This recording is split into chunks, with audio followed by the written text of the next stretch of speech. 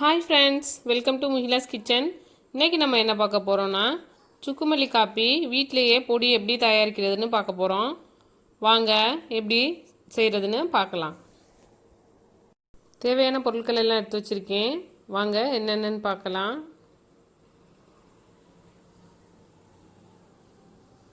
மல்லி 1 cup,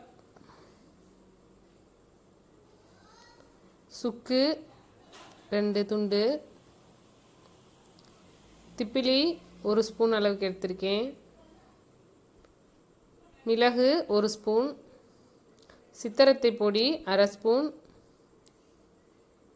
brown sugar 1/2 cup, ஏலக்காய் ஒரு 6 ஏலக்காய். இப்போ நம்ம மல்லியை மிக்சியில் போட்டு நல்லா அரைச்சி எடுத்துக்கலாம். இப்போ நம்ம அரைச்சி எடுத்த மல்லியை ஒரு பிளேட்டுக்கு மாற்றிடலாம். இப்போ நம்ம எடுத்து வச்சுருக்க சுக்கை நல்லா நச்சுட்டு மிக்சி ஜாரில் போட்டுக்கலாம். இப்போ நம்ம எடுத்து வச்சுருக்க ஏலக்காய் ஆட் பண்ணிக்கலாம், திப்பிலி ஆட் பண்ணிக்கலாம்,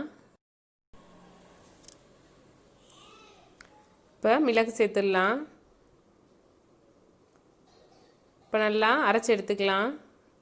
நம்ம அரைச்சி எடுத்ததை பிளேட்டில் வச்சுருக்க மல்லியோடு சேர்த்துடலாம். ஏற்கனவே பொடி பண்ணி வச்சுருக்க சித்தரத்தை பொடியை சேர்த்துடலாம்.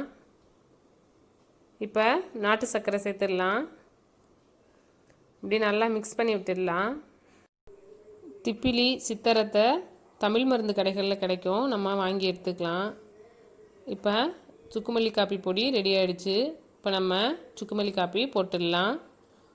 ஒரு பாத்திரத்தில் 2 கிளாஸ் அளவுக்கு தண்ணி எடுத்திருக்கேன். அதில் 2 ஸ்பூன் அளவுக்கு நம்ம அரைச்சி எடுத்த சுக்குமல்லி காப்பி பவுடர் சேர்த்துடலாம். ஒரு 5 மினிட்ஸ் நல்லா அப்படியே கொதிக்க விட்டுடலாம். இப்போ சுக்குமல்லி காப்பி ரெடி ஆகிடுச்சு. நான் இறக்க போகையில் 2-3 துளசி இலை அதில் சேர்த்துருக்கேன். துளசி இலை இருந்தால் சேர்த்துக்கலாம், இல்லைனாலும் பரவாயில்ல. இப்போ நம்ம எடுத்து வடிகட்டி எடுத்துக்கலாம். சுக்குமல்லி காப்பி ரெடி ஆகிடுச்சு. நீங்களும் வீட்டிலையே பொடி அரைச்சி இந்த மாதிரி ட்ரை பண்ணி பாருங்கள். குளிர்காலத்தில் இந்த மாதிரி சுக்குமல்லி காப்பி நம்ம ஒரு வாரத்தில் 3 டைம் போட்டு குடிச்சிக்கலாம். நல்லது, சளி பிடிக்காது. குழந்தைங்களுக்கும் நம்ம போட்டு கொடுக்கலாம். நீங்களும் ட்ரை பண்ணி பாருங்கள். செரிமான பிரச்சனைகள் இருந்தாலும் அதுக்கு சுக்குமல்லி காப்பி ரொம்ப நல்லது. நீங்களும் ட்ரை பண்ணி பாருங்கள். பிடிச்சிருந்தா சப்ஸ்கிரைப் பண்ணுங்கள், லைக் பண்ணுங்கள், ஷேர் பண்ணுங்கள். தேங்க்யூ. Thanks for watching.